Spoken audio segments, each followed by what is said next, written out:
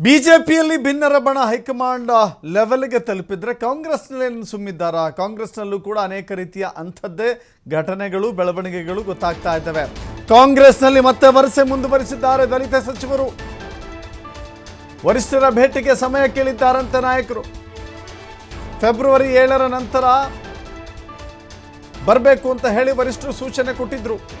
ಹೀಗಾಗಿ ಫೆಬ್ರವರಿ 7 ಅಥವಾ 8ಕ್ಕೆ ದೆಹಲಿಗೆ ತೆರಳುವಂತ ಯೋಜನೆಯಲ್ಲಿದ್ದಾರೆ ದಲಿತ ಸಚಿವರು. ಉಸ್ತುವಾರಿ ಬಂದಾಗಲೂ ಕೂಡ ಉಸ್ತುವಾರಿ ಜೊತೆಗಿನ ಮಾತುಕತೆ ಫಲಪ್ರದವಾಗಲಿಲ್ಲ, ಅಷ್ಟೊಂದು ಮನ್ನಣೆ ನೀಡಲಿಲ್ಲ. ಈಗ ರಾಜಣ್ಣ, ಮಹದೇವಪ್ಪ, ಪರಮೇಶ್ವರ್ ದೆಹಲಿಗೆ ತೆರಳುವ ಸಾಧ್ಯತೆ ಇದೆ. ದೆಹಲಿಯಲ್ಲಿ ಒಟ್ಟಾಗಿ ಹೈಕಮಾಂಡ್ ಭೇಟಿ ಮಾಡುವ ಸಾಧ್ಯತೆ ಇದೆ. ಕೆಪಿಸಿಸಿ ಅಧ್ಯಕ್ಷರ ಬದಲಾವಣೆ ಕುರಿತಂತೆ ಚರ್ಚೆ ಮಾಡುವ ಅವಕಾಶ ಇದೆ.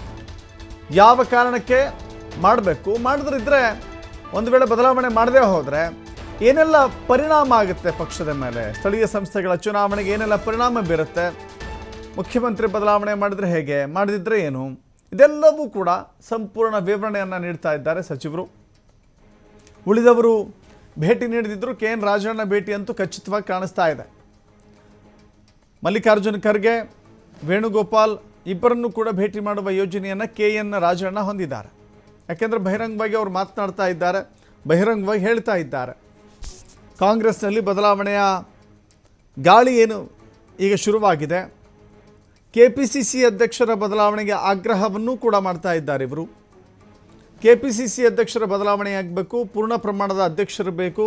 ಪೂರ್ಣ ಪ್ರಮಾಣದ ಅಧ್ಯಕ್ಷರು ಬಂದರೆ ಮಾತ್ರ ಕಂಪ್ಲೀಟ್ ಆದಂಥ ಸಂಘಟನೆಯಲ್ಲಿ ತೊಡಗಿಸಿಕೊಳ್ಳಲಿಕ್ಕೆ ಸಾಧ್ಯವಾಗುತ್ತೆ. ಒಂದು ಕಡೆ ಪಕ್ಷ, ಇನ್ನೊಂದು ಕಡೆ ಉಪಮುಖ್ಯಮಂತ್ರಿ ಹುದ್ದೆ, ಎರಡನ್ನೂ ಕೂಡ ನಿಭಾಯಿಸಲಿಕ್ಕೆ ಸಾಧ್ಯವಾಗ್ತಾ ಇಲ್ಲ. ಸೊ ಹೇಗಾದರೂ ಮಾಡಿ ಬದಲಾವಣೆ ಮಾಡಿ ಪೂರ್ಣ ಪ್ರಮಾಣದ ಅಧ್ಯಕ್ಷರನ್ನು ಕೊಡಿ ಅಂತ ಹೇಳಿ KN ರಾಜಣ್ಣ ಓಪನ್ ಆಗಿ ಮಾತನಾಡಿದ್ದಾರೆ. ಜೊತೆಗೆ ಮುಖ್ಯಮಂತ್ರಿ ಹುದ್ದೆ ಬದಲಾವಣೆಯ ವಿಚಾರಕ್ಕೆ ಸಂಬಂಧಪಟ್ಟಂತೆಯೂ ಕೂಡ ಮಾತನಾಡಿದ್ದಾರೆ KN ರಾಜಣ್ಣ ಹೇಳ್ತಾರೆ, ಇನ್ನುಳಿದ 2 ವರ್ಷದ ಅವಧಿಗೆ DK ಶಿವಕುಮಾರ್ ಮುಖ್ಯಮಂತ್ರಿ ಆಗೋದು ಯಾಕೆ ಬೇಕು, ಬೇಡ. ಅದರ ಬದಲಾಗಿ 2028ರ ಚುನಾವಣೆಯಲ್ಲಿ ಅವರೇ ನೇತೃತ್ವವನ್ನು ವಹಿಸಿಕೊಳ್ಳಿ, ಅವರೇ 5 ವರ್ಷ ಮುಖ್ಯಮಂತ್ರಿ ಆಗಿರಲಿ. ಈಗ ಸಿದ್ದರಾಮಯ್ಯವರು ಪೂರ್ಣಾವಧಿಯನ್ನು ಪೂರ್ಣಗೊಳಿಸಲಿ, ಆನಂತರ ನಿಮಗೆ ಅವಕಾಶ ಸಿಗುತ್ತೆ ಅಂತ. ಸೊ ಹೀಗಾಗಿ ಈ ವಿಚಾರಗಳಿದ್ದಾವಲ್ಲ, ಇದು ಹೈಕಮಾಂಡ್ ಅಂಗಳಕ್ಕೂ ತಲುಪಬೇಕು.